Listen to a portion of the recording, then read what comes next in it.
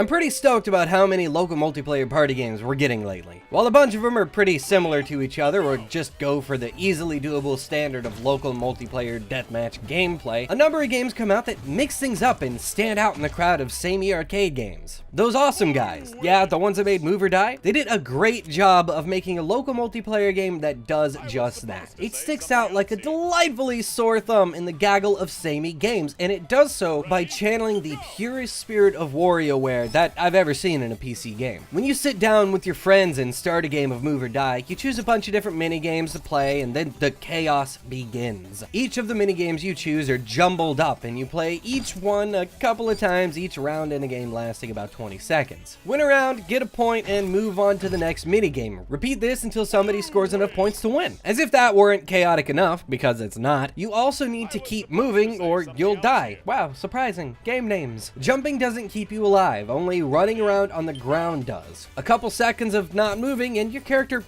pops, knocking you out of the round.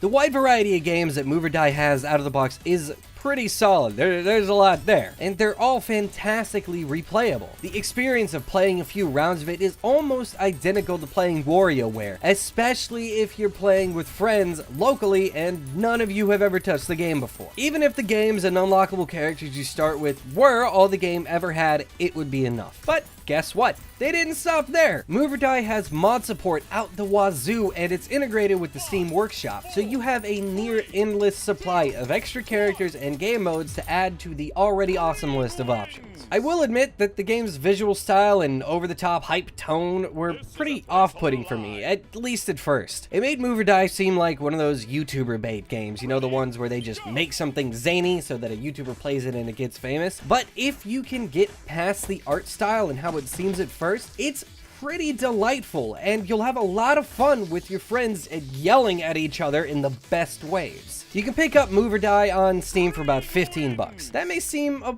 bit steep, but with how much replayability this game has and how much fun it is, I think it's worth the price. If you're looking for something to play with friends at a party or something like, then hey, boom, this one's for you. Thanks for joining me for this episode of Indie Bytes. I hope you enjoyed. If you did, please remember to leave a like and subscribe for more stuff like this. Be sure to check out the other content that we put out on this channel, and remember to drop me a line here on Twitter or through email with any game recommendations that you've got. You can find all that stuff down in the description below. I'll see you next time.